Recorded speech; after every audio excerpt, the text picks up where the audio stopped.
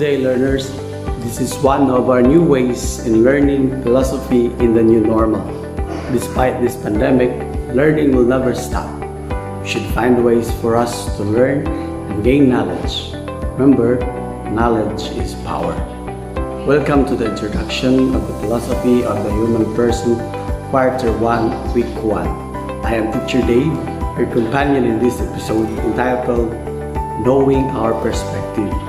In today's episode, we hope that it will help you to learn to distinguish a holistic point of view from a partial point of view. In philosophy, perspective describes the perception of an event or phenomenon and how exactly it is viewed. Others also refer to it as perspective. Point of view or perspective often shaped by an individual's belief or experiences.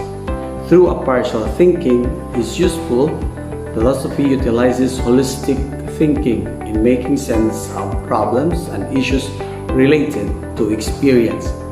To understand what is partial thinking and holistic thinking, to help us make things set, here is the story of the blind man and the elephant. Let's take a look.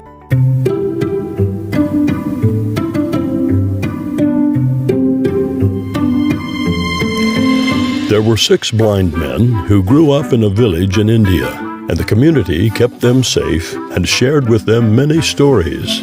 The men were curious about many of the stories they heard, but they were most curious about elephants. Based on the stories that each of them had heard, they argued about what elephants must be like. The community grew tired of these arguments and arranged for the men to visit the palace, where they were greeted by an old friend from their village who worked as a gardener on the palace grounds. Their friend led them to the courtyard. There stood an elephant.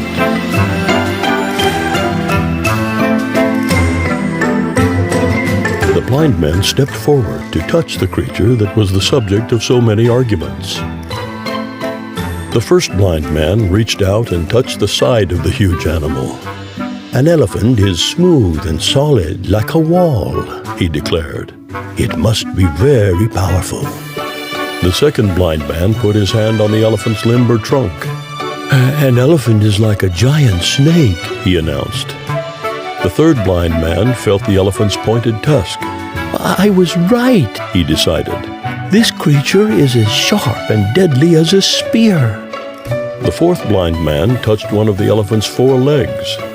"What we have here," he said, "is an extremely large cow."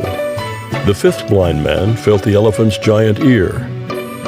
"I believe an elephant is like a huge fan, or maybe a magic carpet that can fly over mountains and treetops," he said. The sixth blind man gave a tug on the elephant's coarse tail.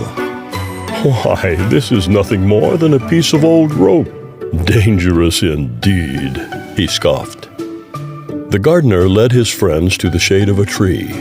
"Sit here and rest for the long journey home," he said. "I will bring you some water to drink."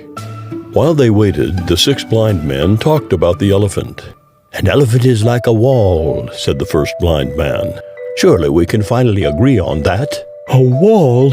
An elephant is a giant snake," answered the second blind man. "It's a spear, I tell you," insisted the third blind man.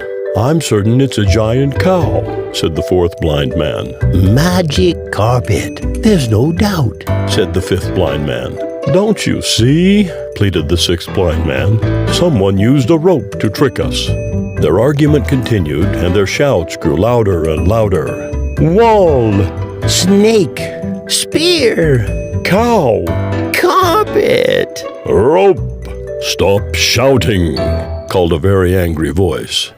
It was the Raja, awakened from his nap by the noisy argument. "How can each of you be so certain you are right?" asked the ruler. The 6 blind men considered the question, and then, knowing the Raja to be a very wise man, they decided to say nothing at all. "The elephant is a very large animal," said the Raja kindly. "Each man touched only one part. Perhaps if you put the parts together, you will see the truth. Now, let me finish my nap in peace."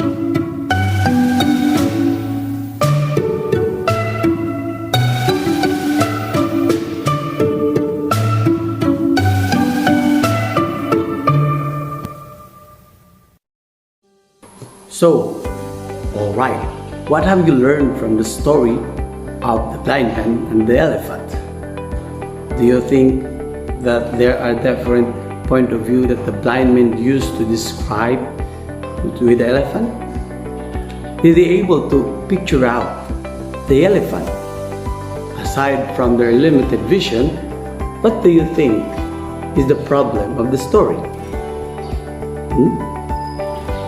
Like the blind man, we too are blind from the whole picture of a thing. We cannot see its part. We cannot see the thing in itself at one glance. Therefore, the blind man in the story, we tend to make the part as the whole.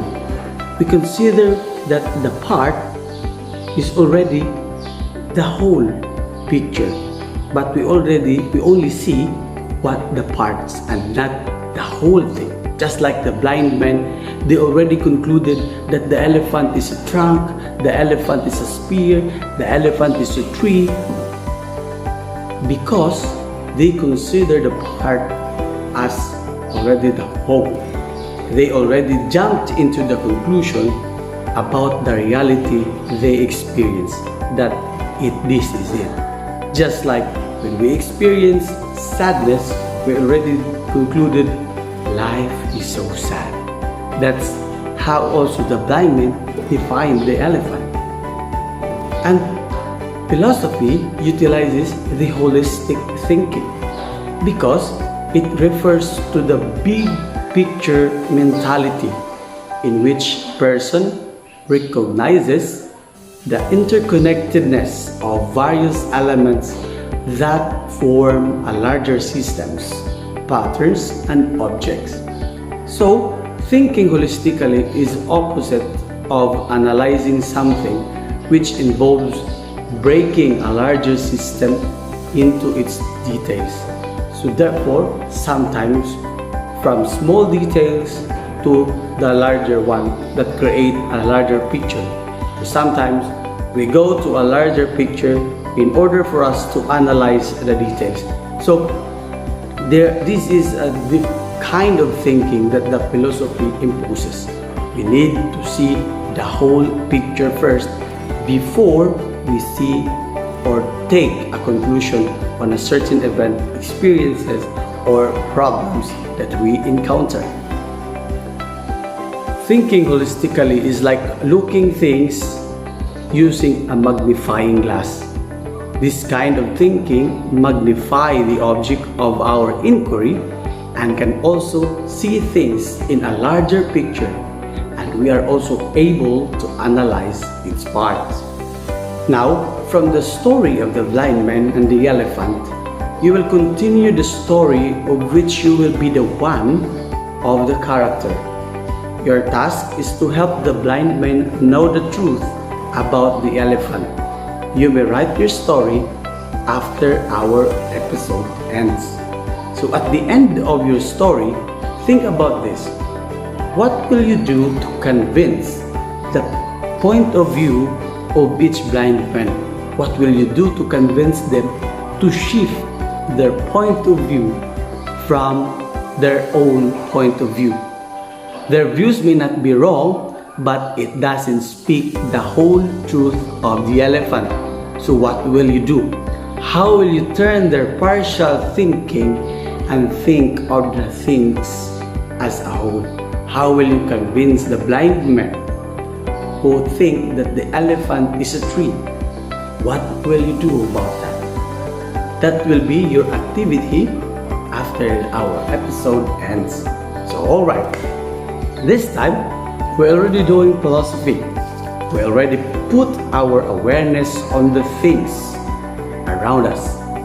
We now realize that there is 2 points of view that need in order to see the truth and the whole picture of things.